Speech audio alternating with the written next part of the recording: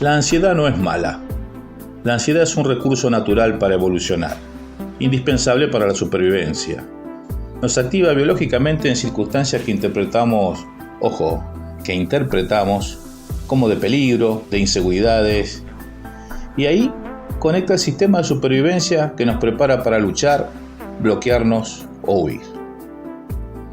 El problema es que cuando nos excedemos en lo necesario, se produce un desequilibrio.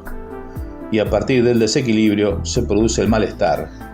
Y si exageramos, el síndrome. Y si exageramos más, el trastorno, la enfermedad. El agua es sana, sí. 2 o 3 litros por día que te tomes. Pero tomate 10. Y vas a ver, tu cuerpo se desequilibra. Y si encima lo haces diariamente, te enfermas y quizás hasta te mueras. Lo mismo ocurre con la ansiedad. Incluso el ataque de pánico, donde la persona se siente literalmente morir. El ataque de pánico es el extremo de la ansiedad. La ansiedad te mantiene en alerta hacia lo que temas que pueda llegar a pasar y ante lo que deseas que ocurra, pero viene tardando en ocurrir. Y eso es bueno. Y en el segundo caso incluso movilizante. Pero cuando percibís a la realidad cotidiana como amenazante, tu mente se turba, tu cuerpo se descompensa y vivís una vida de porquería.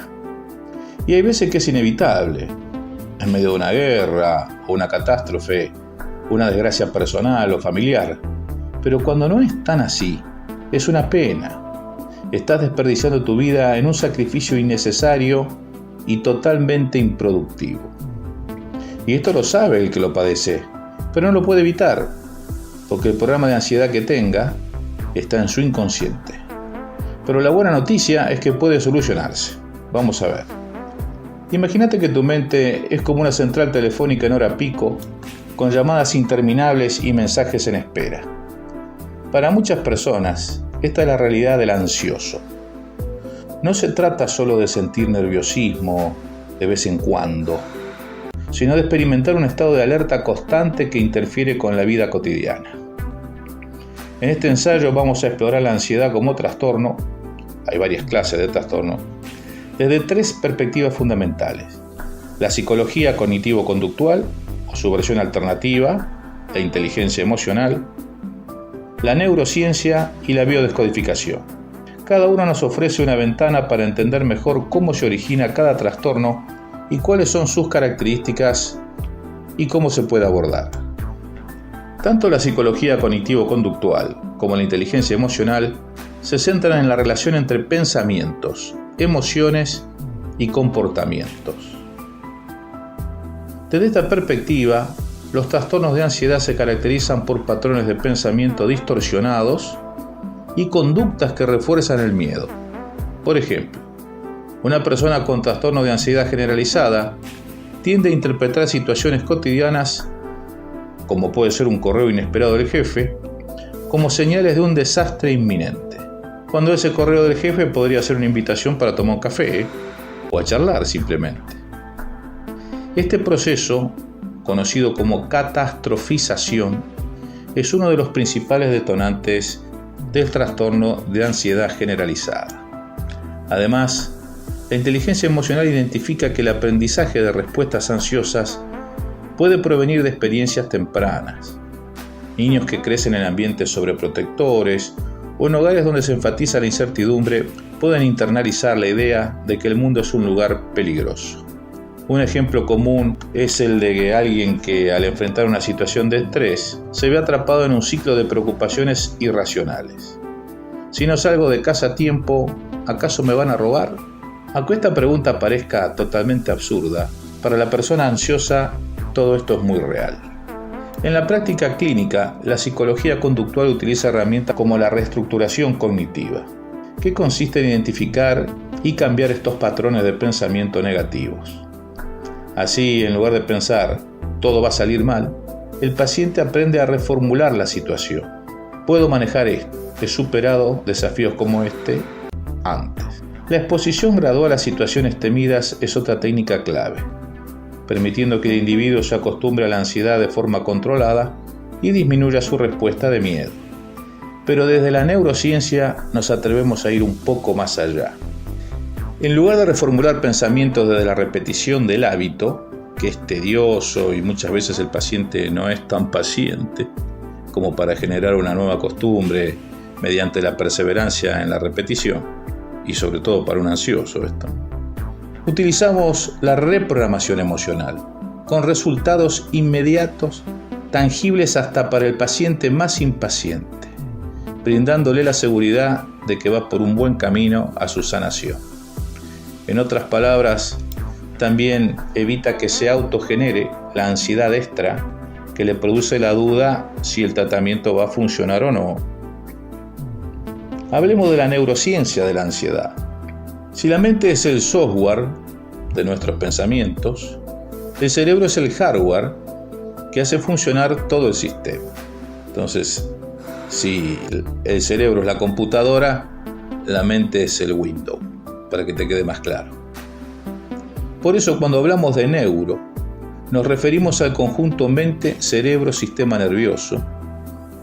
A través de la neurociencia podemos crear resultados en el cerebro a través del correcto manejo de la mente, sin necesidad de utilizar medicamentos, ansiolíticos, por ejemplo, que cambien la química del cerebro para obtener resultados. Te lo explico mejor.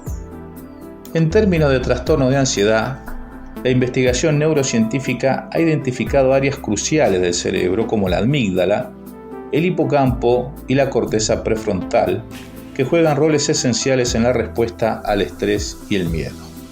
La amígdala, por ejemplo, juega como un detector de amenazas. En personas con ansiedad, esa estructura puede estar hiperactiva, enviando señales de peligro incluso cuando no hay una amenaza real. Es como si tu alarma de seguridad se activara cada vez que pasa un gato por la ventana. Además, el hipocampo, que se encarga de procesar y contextualizar los recuerdos, puede funcionar de manera alterada, haciendo que las memorias traumáticas o negativas se repitan de forma persistente en la mente. Si tuve un suceso traumático, me deja un recuerdo doloroso, que cada vez que se detona por relacionarlo con una situación del presente, me vuelve a estresar o a atemorizar. Te pongo un ejemplo. Si en la sala de espera de un sanatorio me dijeron que mi padre no sobrevivió a la operación, cada vez que me toque esperar en una sala de espera a que el médico me atienda, puedo entrar en estrés o miedo, aunque esté esperando ser atendido para una consulta de rutina totalmente fuera de peligro. La corteza prefrontal, encargada de la toma de decisiones y el control de impulsos, también juega un papel importante. En condiciones de ansiedad, esta área puede tener dificultades para regular la respuesta emocional, lo que provoca reacciones exageradas ante estímulos cotidianos y flojos a veces. En resumen, la neurociencia nos muestra que los trastornos de ansiedad tienen una base biológica en la que desequilibrios en la actividad cerebral y en la comunicación entre regiones pueden contribuir a la sensación de miedo constante, pero también brinda la solución. Escucha bien. Quitando el dolor emocional del recuerdo, el impulso no se produce. Pasa el gato y la alarma no se enciende, ¿entendés? Ante una asociación como la del ejemplo de la sala de espera, el recuerdo viene, pero si no hay dolor, no hay estrés ni temor, no hay ansiedad. Si se eliminó la causa, no hay efecto. Ahora esa persona puede estar esperando a que lo atienda el médico, pero sin ansiedad, a menos que sepa que le van a revisar la próstata desde ahí atrás. Bueno, veamos ahora los orígenes emocionales de la ansiedad desde la biodecodificación. La biodecodificación es una aproximación que busca entender cómo los conflictos emocionales no resueltos se manifiestan en el cuerpo. Desde esta perspectiva, como ya vimos desde la neurociencia, la ansiedad puede ser una respuesta a experiencias dolorosas o traumáticas que no han sido adecuadamente procesadas. Por ejemplo, una persona que sufrió abandono en la infancia podría desarrollar un patrón de ansiedad como mecanismo de protección, anticipando siempre la posibilidad de volver a sentirse sola o desprotegida. Ese es el problema. En el contexto de la biodecodificación se presta especial atención a las causas emocionales de la ansiedad. No se trata solo de ver la ansiedad como una disfunción cerebral, sino de entenderla como una señal de que hay conflictos internos que necesitan ser resueltos. Es un llamado al cambio. Por ejemplo, la rumiación mental constante, donde la mente se queda atrapada en pensamientos negativos, puede ser interpretada como un intento del cuerpo por procesar un dolor emocional muy profundo. Un ejemplo ilustrativo. Imagina a alguien que tras una ruptura amorosa se siente perpetuamente ansioso, no solo por el dolor de la pérdida, sino porque inconscientemente asocia el rechazo con la idea de que no es digno de amor. Habría que trabajar entonces en ayudar a esa persona a identificar y liberar esa creencia limitante mediante técnicas de programación neurolingüística, PNL, o de otras escuelas, permitiéndole sanar y abrirse a nuevas experiencias en el amor. Esa es la razón por la que, en mi caso, aplico un enfoque integral. Aunque cada perspectiva, psicología cognitivo-conductual o inteligencia emocional, la neurociencia y la biodecodificación, aporta sus propias experiencias para entender y tratar los trastornos de ansiedad, lo verdaderamente poderoso radica en la integración de estas aproximaciones. Por ejemplo, mientras la inteligencia emocional ayuda a reformular pensamientos negativos y a exponer al paciente gradualmente a sus miedos, la neurociencia respalda y aporta técnicas para la reestructuración de circuitos cerebrales que puede conducir a una reducción de la hiperactividad en la amígdala. Simultáneamente, la biodescodificación ofrece una mirada profunda a las causas emocionales que pueden haber desencadenado estos patrones de ansiedad. Tomemos un ejemplo práctico. Una joven profesional sufre de ansiedad generalizada. La inteligencia emocional le enseña a identificar y cuestionar sus pensamientos catastróficos como: si no termino este proyecto, voy a fracasar totalmente. A la par, técnicas de neurociencia le ayudan a regular su respuesta fisiológica. Y a través de la biodecodificación, esta chica descubre que su miedo al fracaso se relaciona con experiencias de crítica constante en su infancia, permitiéndole trabajar en la sanación de esos viejos conflictos, con prácticas de reprogramación y limpieza emocional. Incluso en casos diagnosticados como incurables, como el TAC, trastorno de ansiedad crónica, el tratamiento integral suele dar resultado. Son esos casos en que el paciente me dice: y yo soy así, ansioso desde que nací. Entonces hacemos una regresión mental al vientre materno y descubrimos que esa madre le transmitió un programa de ansiedad a su bebé por temor a que algo salga mal en el embarazo o el parto. Entonces eliminamos ese programa con técnica de PNL y, como ya dije, eliminada la causa, se termina el efecto. El paciente equilibra sus niveles de ansiedad.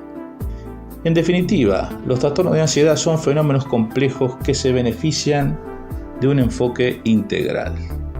Aplicar este enfoque no solo puede mejorar la calidad de vida del individuo, sino también contribuir a una sociedad más consciente y empática.